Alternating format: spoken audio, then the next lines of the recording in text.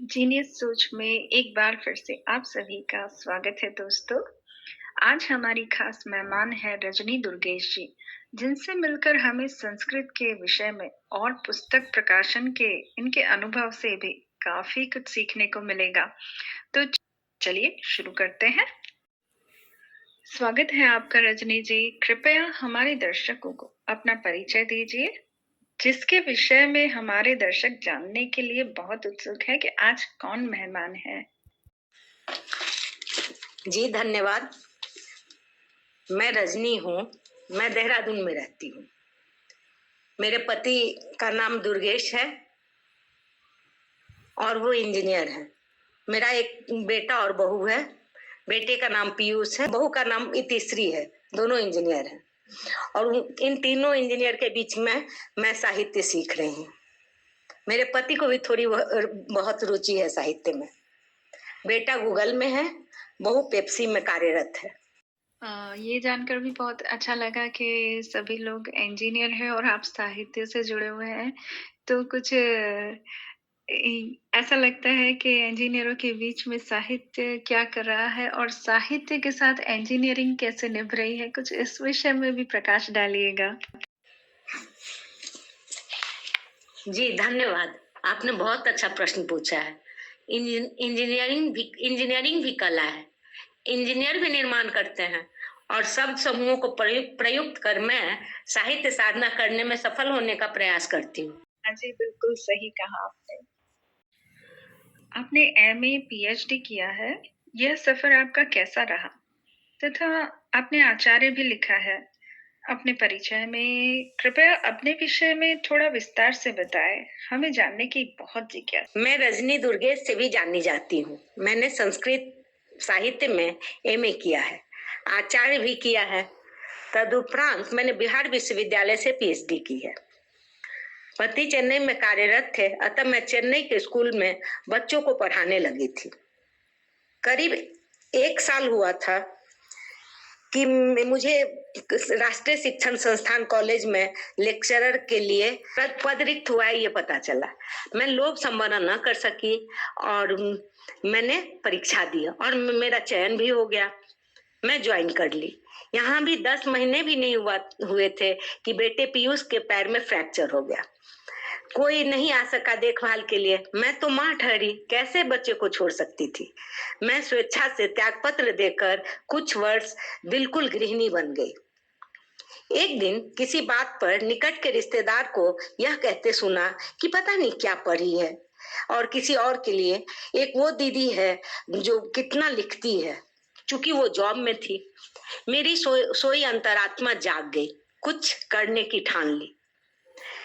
कुछ दिन बाद मेरे पति का तबादला कानपुर से रुड़की हो गया। वहां लोग पार्टी कर लेते थे, सारी गंदगी पार्क में डाल देते थे। मुझे अच्छा नहीं लगता था। मैं दैनिक जागरण में लिख दी। जागरण वाले टीम सहित आ गए, मेरा साक्षात्कार लिए। आवास विकास जिस कॉलोनी में रहती थी, वहां के पार्कों का काया पलट देख उत्साह से भर गई। मेरे पति के ऑफिस में हस्बैंड्स नाइट्स करके एक प्रोग्राम हुआ करता था। उसमें मुझे बोलने के लिए कहा गया। मैं सारे कार्यकर्ता और उनकी पत्नियों के नाम से कविता बनाई। बहुत तारीफ हुई। तारीफ सुन थोड़ा जगी। कुछ दिन बाद बेटे का दाखिला इंजीनियरिंग कॉलेज नागपुर में हो गया। उसके जाने के बाद अजीब रिक्तता का बोध होने लगा।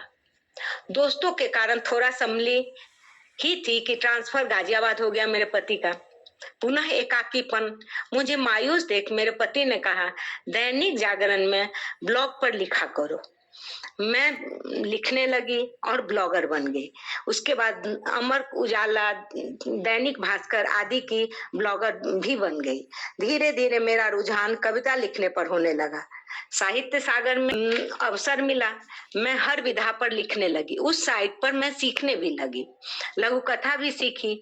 एक है लघु कथा लोक, उस पर मैं लिखने लगे और वहां मुझे कितनी बार लघु कथा रत्न से सम्मानित भी किया गया। मैं दुगुने उत्साह से लिखने लगी। फिर मुझे गृह स्वामिनी पत्रिका में लिखने का अवसर मिला। उसकी संपादिका ने मुझे गृह स्वामिनी ई मैगजीन की उत्तराखंड की अध्यक्षा और ब्रांड एम्बेसडर बना दिया। उसके बाद सोशल एंड मोटिवेशनल ट्रस्ट की अध्यक्षा ने भी मुझे उत्तराखंड की अध्यक्ष बना दी। यूथ वर्ल्ड संस्था ने भी मुझे उत्तराखंड की अध्यक्ष बना दिया। इस तरह कारवां चल पड़ा। कुछ दिनों पहले मुझे आपसे बात हुई, पत्रिका में आपने मुझे लिखने का अवसर दिया। मैं अपने को सौभाग्यशालिनी मानती हूँ। मुझे आपसे जुड़ने का अवसर मिला। नया जमाना पुराना खजाना में लिखने का भी अवसर मिला और मैं अपने को खुशनसीब मानती हूँ। और अभी मेरी उपन्यास तपस्विनी प्रकाशाधीन है और मैं और भी उपन्यास लिख रही हूँ। एक सोलो गामी भी मेरा अधूरा ही है, अभी पूरा करने में लगी हुई हूँ। धन्यवाद। बहुत ही प्रेरणादायक है आपका जीवन सफर। आप मैनुअल मनी हायर सेकेंडरी स्कूल चेन्नई में शिक्षक रह चुकी हैं। फिर रामजी मेहता आदर्श संस्कृत महाविद्यालय में अध्यापन भी किया है। संस्कृत अर्थात संस्कृत पंडित हैं। तो हम कुछ विस्तार से संस्कृत के विषय में भी जानना चाहेंगे कि संस्कृत है क्यों। आपका प्रश्न बहुत मजेदार है। मेरा परिवार ही संस्कृत परिवार है। मेरे दादाजी, नाना जी और पापा सभी संस्कृत के विद्वान थे। एक तरह से मेरे खून में संस्कृत है। यहाँ तक कि हम चारों बहनों ने संस्कृत में पीएचडी भी की है। संस्कृत सारे भाषाओं की जननी है, देव भाषा है। अतः जननी सेवा करने की इच्छा से पढ़ाई की। संस्कृत भाषा सीखने के बाद संस्कृत के सारे संतति भाषाओं को साधना आसान हो जाता है। वाह, क्या बात है, सही कहा आदरणीय। अभिव्यक्ति.com ऑनलाइन मैगजीन के विषय में आपने बताया, तो वे क्या है और यहाँ लेखकों के लिए क्या चुनौतियां हैं या लाभ है? कृपया इसके बारे में भी कुछ बताइए। जी, अभिव्यक्ति.com भी अन्य ई मैगजीन की तरह एक ऑनलाइन मैगजीन है। इस पटल पर विभिन्न साहित्यकार विभिन्न विधाओं में अपनी रचनाएं प्रेषित करते हैं, जिससे इस साइट से जुड़े लोगों को लाभ मिलता है। बस इतना ही। आपने कई पत्र पत्रिकाओं में लेख दिए, जानकर बहुत खुशी होती है कि आपसे आपके अनुभव जानने को मिलेंगे और हमारे दर्शक जिन्हें लिखने का शौक है उन्हें मार्गदर्शन भी मिलेगा। कृपया इस अनुभव को हमारे साथ भी साझा करें। बहुत ही सराहनीय प्रश्न आपने किया है। शुरुआती दौर में विभिन्न पत्र पत्रिकाओं में अपनी रचनाएं भेजती रहती थी।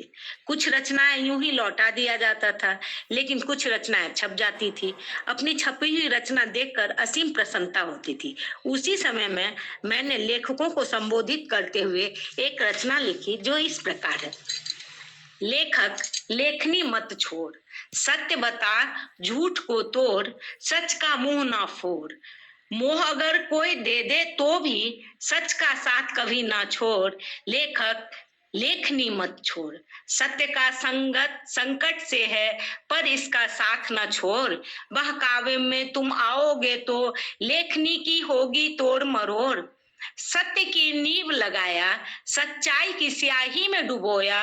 सच को डूबने न दो तुम, मिथ्या का चाहे हो कितना भी शोर। लेखक लेखनी मत छोड़, न हिंसा हो न रक्त बहे, तलवार को यह रोके रहे। अतः लेखक लेखनी मत छोड़। हर लेखक से यही आग्रह करूंगी कि निर्वाक है वाचक, लेखनी डरी हुई है। अंधेरा रात का दिन में भरी हुई है। बहुत तेरे प्रश्न उमड़ता उत्तर मांगता हूँ। जड़ता विनाश को लेखनी दोहराना चाहता हूँ। गले में फंसी आवाजें जुबान दब रही है। आपसी भाईचारे की लाशें निकल रही है। खुला आसमान सांस चाहता हूँ। लेखनी में जोर और बंदूकें कमजोर चाहता हूँ। शहीदों ने लहू बहाए, तू लाज इनका रख ले। शहीदों ने लहू बहाए, तू लाज इनका रख ले। स्वदेश हित हेतु पुनः बलिदान मांगता हूँ। मैं हर लेखक से हर लेखक को यही संदेश देना चाहूंगी। वाह वाह, बहुत खूब, बहुत सुंदर रचना है आदरणीय। आपने पोथी डॉट कॉम पर अपनी कुछ बुक प्रकाशित की है, उसके विषय में भी कृपया विस्तार से बताएं। कैसे किया ये सब? जो ई बुक है उसके लिए कितने चार्जेस लगते हैं या क्या, सारा विस्तार से बताएं तो हमारे दर्शक भी लाभ उठा सकेंगे, ऐसी उम्मीद रखती हूँ मैं। कि सबसे पहली पुस्तक बड़ी माँ, जो मेरी दादी की जीवनी है, वह पोथी.com पर ई बुक के रूप में प्रकाशित हुई है। तदुपरांत इसी साइट पर कालिंदी कहानी संग्रह, उपवन कहानी संग्रह है जो प्रकाशित हुई है। पोथी.com किसी प्रकार का कोई शुल्क नहीं लेता है। पुस्तक बिकने पर रॉयल्टी मिलती है। दूसरा साइट है प्रतिलिपि.com, जिस पर सशुल्क और निःशुल्क दोनों तरह से ई बुक प्रकाशित किया जाता है। इस पर तपस्विनी, बंदनी, पगला, सोलोगैमी, मेरी कहानी आदि उपन्यास तथा दर्जनों कहानियां प्रकाशित हुई हैं मेरी। बहुत बहुत बधाई आदरणीय। और आपके परिचय में सत्यम प्रकाशन के साथ आपने साझा संकलन में अपनी रचनाएं भी दी हैं, जो कि कुछ जिज्ञासा उत्पन्न करती है, तथा कुछ और साझा संकलन भी विशेष है, किंतु सत्यम प्रकाशन कुछ विशेष लग रहा है। इसके विषय में कुछ बताएं और तपस्विनी उपन्यास के विषय में भी कुछ बताइएगा जरूर। आजकल अनेकों समूह फेसबुक के माध्यम से संचालित है। सत्यम प्रकाशन एक पटल है साहित्य सागर के नाम से, जो साझा संकलन प्रकाशित करता और एकल संकलन भी। मैं पहली बार उससे जुड़ी थी। उस साइट पर विविध विधाएं सीखने का भी अवसर मिला था, इसलिए मेरा झुकाव उस ओर अधिक है। तपस्विनी उपन्यास मैंने कुछ यथार्थ, कुछ कल्पना से निर्मित उपन्यास है। हुआ यह कि मैं अपने पति संग हरिद्वार गंगा किनारे टहल रही थी। वहां एक अद्वितीय अनिंद्य सुंदरी को बिल्कुल नग्न अवस्था में स्नान करते देखा। लोगों को छीटा करते देख मुझे बहुत ही उलझन हुई। और अगले दिन क्या हुआ कि मैं फिर सुबह सुबह टहलने गई। वही सुंदरी महिला अपने बाल से शिव जी को जल चढ़ा रही थी। उसे देख करके मेरे मन में आया कि मैं कुछ लिखूं, और मैं ये उपन्यास लिखी हूँ। वो प्रेस में है, बहुत जल्दी आने वाला है। मैं आपको जरूर भेजूंगी। जरूर आदरणीय, मैं पढ़ना चाहूंगी, देखना चाहूंगी आपने क्या लिखा है। और ये बहुत ही एक खिंचाव सा महसूस हो रहा है जिस तरह की आपने बात रखी है। तो तपस्विनी सच में तपस्विनी है। आशा करती हूँ आपने हमारे चैनल के वीडियो जरूर देखे होंगे। मैं जानना चाहूंगी आदरणीय, उनमें से आपको कौन सा विभाग पसंद आया? जैसे अलग अलग प्लेलिस्ट बने हुए हैं, अगर आप प्लेलिस्ट अगर देखे हों, स्टोरीज हैं, पोएट्रीज हैं, या फिर आर्ट एंड क्राफ्ट है, जो भी है। वैसे आप लेखिका है, फिर भी मैं जानना चाहूंगी कि आपके शौक क्या है। आपके शौक के अनुसार जो हमारे लिए जो कोई अगर कोई सुझाव है, या आपके अनुभव के हिसाब से आपके पास कोई हमारे चैनल के लिए कोई सुझाव है, चैनल कैसा लगा, कुछ अ, अपनी राय साझा जरूर कीजिएगा। बहुत ही सुंदर प्रश्न। सबसे पहले तो मैं आपके पुत्र को ढेर सारा आशीर्वाद और प्यार देती हूँ। उसने जीनियस सोच नाम रख दिया। जीनियस नाम के अनुरूप ही जीनियस है। हर क्षेत्र में कार्य करते देख आपकी संस्था को तहे दिल से शुक्रिया। मुझे हर कार्य सराहनीय एवं प्रशंसनीय लग रहा है। समाज के हर वर्ग के लिए सोचते देख मन गर्व से अभिभूत हो रहा है कि मैं भी इसके साथ जुड़ी हुई हूँ। आस्था ईश्वर के प्रति आस्था और विश्वास जगाता है। आपके संगठन की मैं कायल हो गई हूँ। मैं जुड़कर भाग्यशालिनी मानती हूँ। मैं आजीवन संग रहना चाहती हूँ। आपके साथ नया जमाना पुराना खजाना पुस्तक में काम करने का अनुभव हमें मिल चुका है, जिसका हम बहुत ही उत्साह रखते हैं, और हमें बहुत ही गर्व है कि आपके साथ काम करने का मौका हमें मिला। तो और आपके बारे में जो जानकारियां हमें मिली, जो आपने सारी चीज़ें बताई अच्छे से, आपने सारा डिस्क्राइब किया है, तो हम इतना अच्छा फ़ील कर रहे हैं कि हमें एक उत्तम अ, जानकार व्यक्ति से कुछ जानने को मिला है और हमारे दर्शक भी इससे ज़रूर लाभ उठाएँगे। ऐसी मैं बिल्कुल निश्चित रूप से बिल्कुल सोचती हूँ और मुझे ऐसा लगता है कि हम आगे और मिलकर के साथ में बहुत से काम कर सकते हैं। तो आज के लिए बस इतना ही और आपके कीमती समय के लिए धन्यवाद आदरणीय। मुझे आपकी संस्था का हर कार्य पसंद है। जुड़ी ही हुई हूँ। यदि कुछ सुझाव दिमाग में आएगा तो अवश्य साझा करूंगी।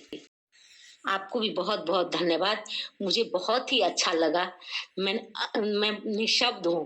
मुझे कितना अच्छा लगा मैं बोल भी नहीं सकती हूँ। बहुत बहुत धन्यवाद आपका।